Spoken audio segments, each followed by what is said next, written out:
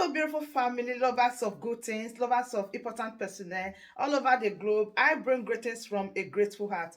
Good morning, good afternoon, and good evening, depending on your time zone. Thank you for your love. Thank you for your support. I just can't thank you enough. So, in this platform, we react to all videos and we give you all the latest updates. In fact, we draw the world closer to your doorstep. So, please watch this video and I will be watching it with you. Don't forget, drop your opinion in the comment section and I'll be right back.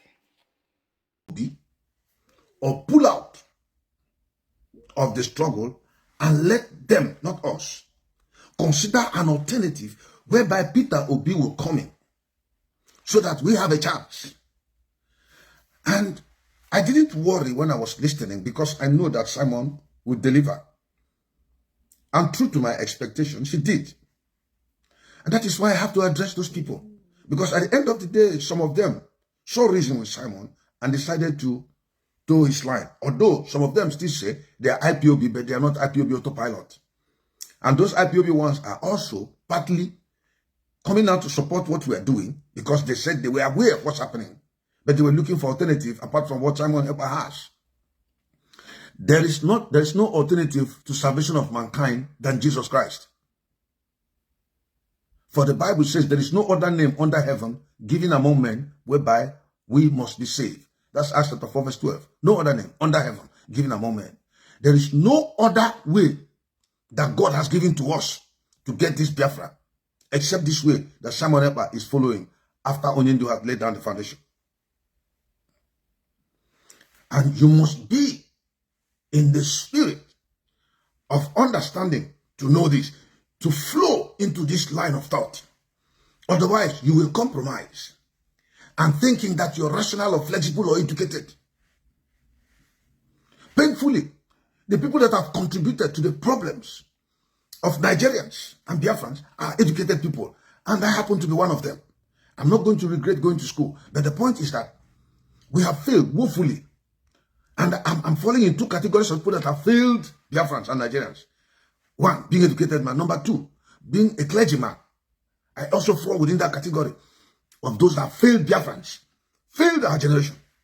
And I am seeing an opportunity for us to do it right. That is why I stand behind these young men who are committed to the Biafran struggle.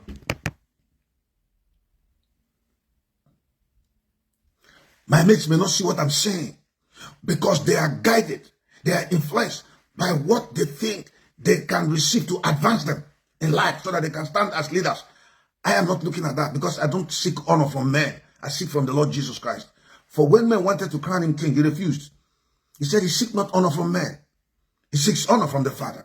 And I stand by that same principle because a servant is never greater than his master. Jesus is my master. So if he did not seek honor from men, why would I seek honor from men? Your honor at best will put me into trouble with God. For whatever is approved by men is an abomination before the Lord. So I don't need their honor. So when they began to interview Simon Ekpa, there were two things that were outstanding. The first one was this. Either that we have a chance now, because two of them came, but one came first. The first one that came was the Biafran issue, then Peter Obi. And they were going for the second one to show you they were not committed to what they believe in until Simon Ekpa convinced some of them. So if Simon Ekpa had not convinced them, they would have been sold onto the idea of looking for alternative, which shows that these guys are no leaders, even though they lead Igbos in Finland in their different cities. They are not leaders, which you can have for Biafra tomorrow. Remember, those tapes, that tape was recorded. They are asking him to have dialogue with them often. He agreed, okay, but let me tell you, those guys are no leaders. Because when things are very, very difficult in life, they are going to budge, compromise, to save their necks. They won't stand their ground and damn the consequences. Jesus said in John chapter 10, verse 11, 12, 13, and 14. I'll read. I don't want to quote it offhand. John chapter 10. I'll read from my Bible. He says, verse 11 says, I am the good shepherd.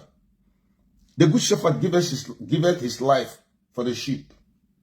But he that is an hireling, these leaders, some of them until Simon Ekpa convinced some, most of them there, But he that is an hireling and not the shepherd, whose own the sheep are not, seeth the wolf coming, and leaveth the sheep, and fleeth. And the wolf catcheth them, and scattereth the sheep. The hireling fleeth, verse 13, because he is an hireling, and careth not for the sheep, verse 14.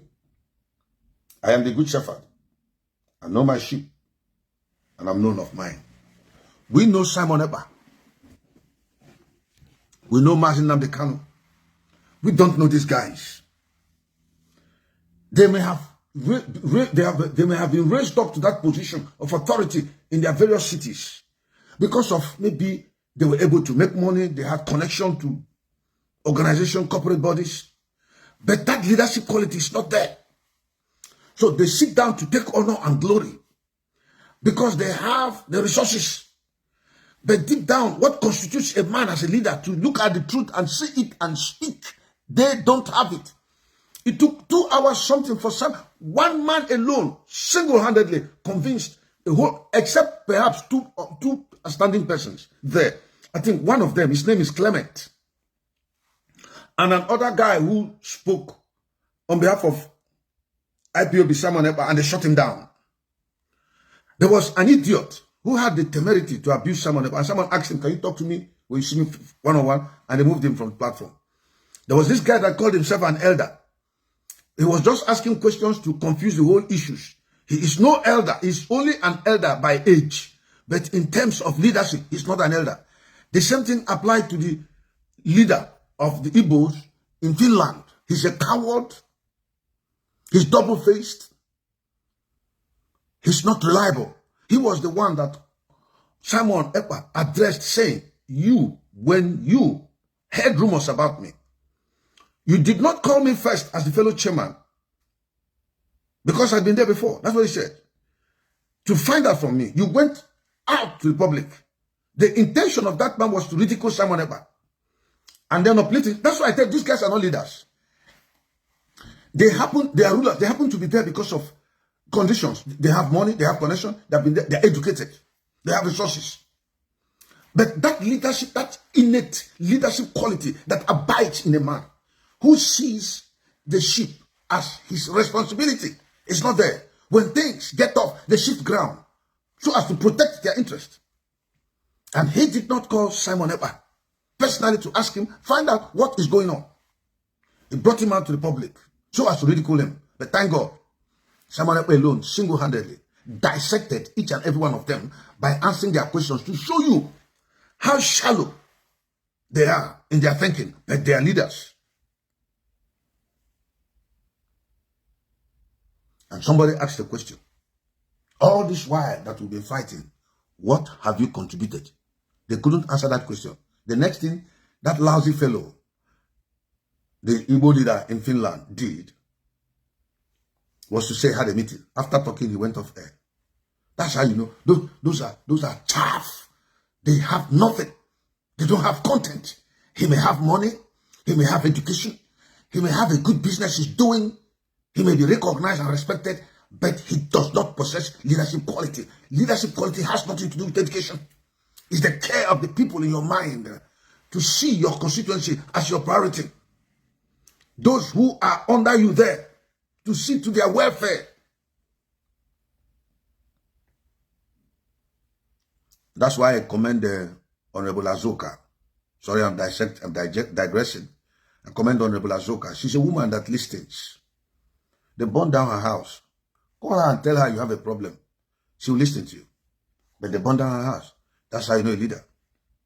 The care of the churches. Paul said, of all this that bothered me, the care of the churches. He cared about the sheep, the flock.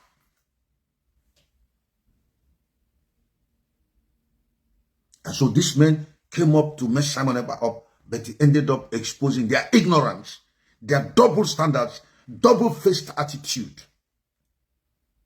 And those of them who later on changed, I hope you changed for good. Because no matter how rich you are, you're not bigger than the Biafran people.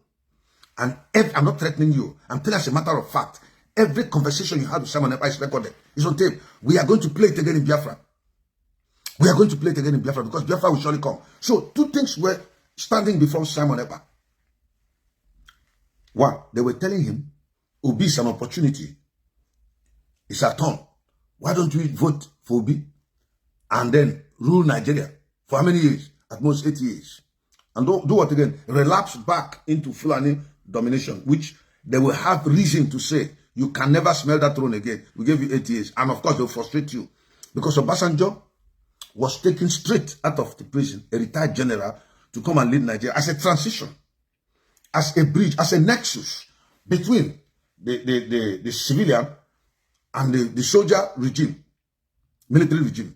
And Obasanjo came in the very behest of his administration. Sharia was introduced. Obasanjo could not do anything, regardless of his military background. Jonathan could not do anything. What can Peter Obi do?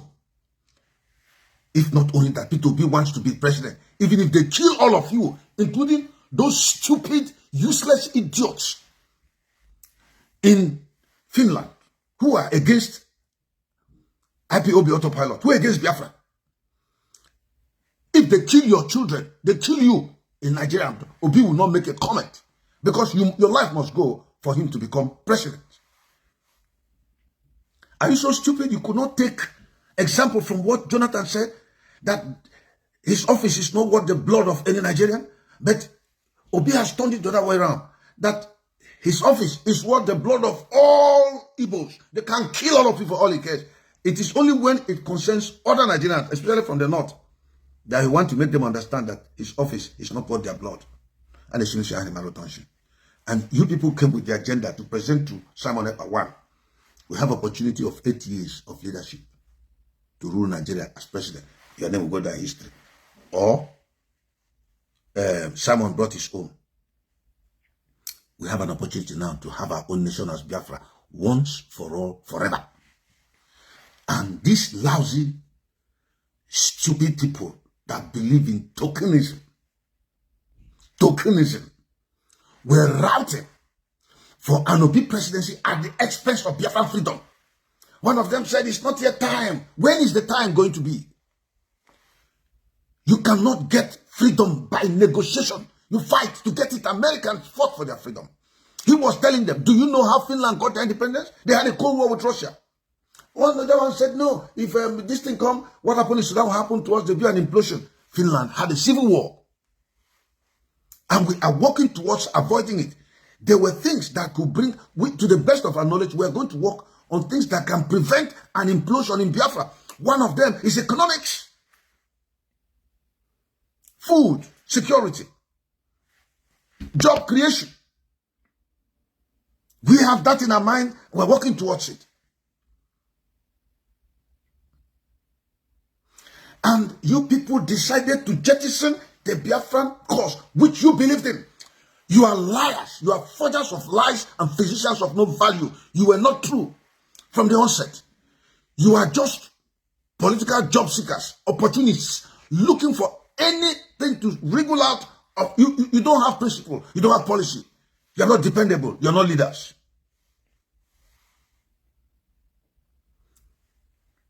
You who shouted Biafra, Biafra, as soon as Obi came, you jettisoned that means you were not there from the beginning. You jettisoned the Biafran vision. You began to follow Obi.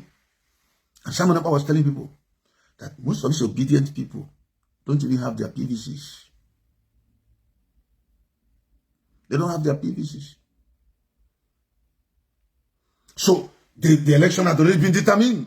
So Obi is just like a 44 year. She's just like French fries. You know that French fries potato. You look at it, it's fat and attractive. Hold it in hand. It doesn't have weight. It's just like legs. Put it. You can't even feel your mouth. As anything your mouth is dissolving. You cannot feel your mouth like when you take yam.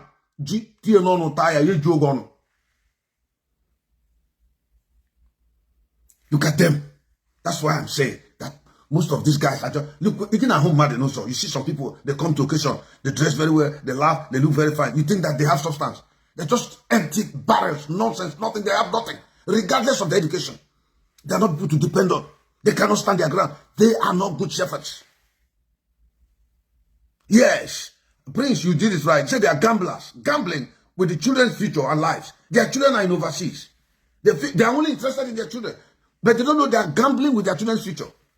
Because as long as the Biafran man remains in bondage, their children don't have a say in Nigeria. Lousy people. I don't have respect for them. Not even a single one. This same problem is the problem the chairman of Avid in America here has. He's not bold enough to stand and speak for his people because he's watching his business, his investments in Nigeria, his connections, and his future opportunities. If Obi comes out tomorrow, he will go out and beat his chest that I told them to negotiate with you people. Then they'll be front. Lousy people. These are not people. A good shepherd lays down his life, puts his business on the line. That is what Simon Ekpa has done. He has put himself, his business, everything, his reputation on the line. And comes out boldly with his face to speak to the whole world. Let my people go. And I tell you the truth. The whole world have respect for Simon Ekpa than all these guys who are, all the congresses they have formed, an association and all the things they have done. I am not against them. They may be doing it, maybe, gathering that Igbos I have meeting here. But in terms of leadership, these guys are not reliable. They are not dependable. And they were trying to convince Simon Ekpa that there should be election, at least in Biafraland.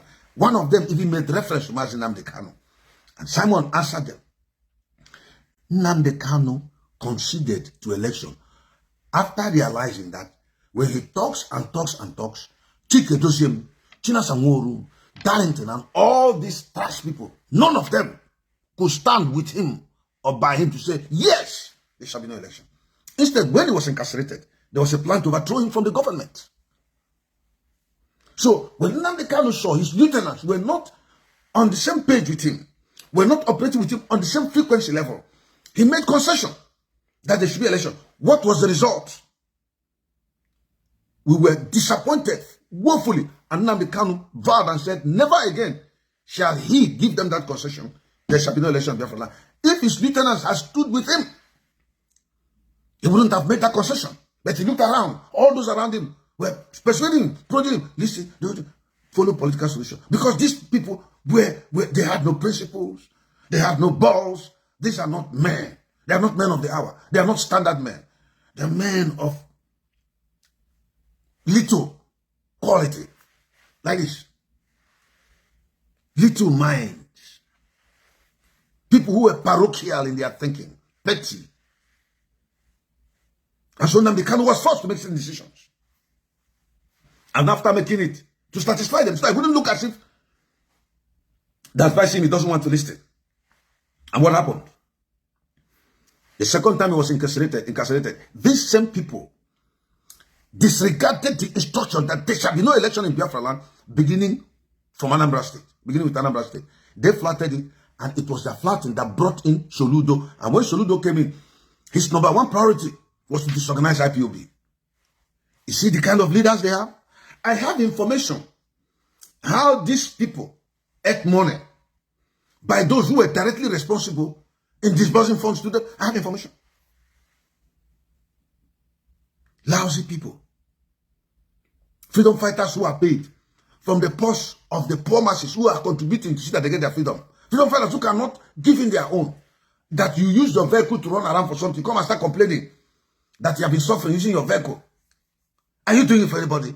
It's for yourself. How much have you paid me? Do you know how much I have spent? How much have you paid Simon Ekpa? Do you know the colossal amount of money he has spent? Do you know how much money Azuka has spent? People that have spent, if you hear it, your ears will tingle. So my mother family, that brings us to the end of this update. Do well to like this video, share and subscribe. Thank you and bye-bye.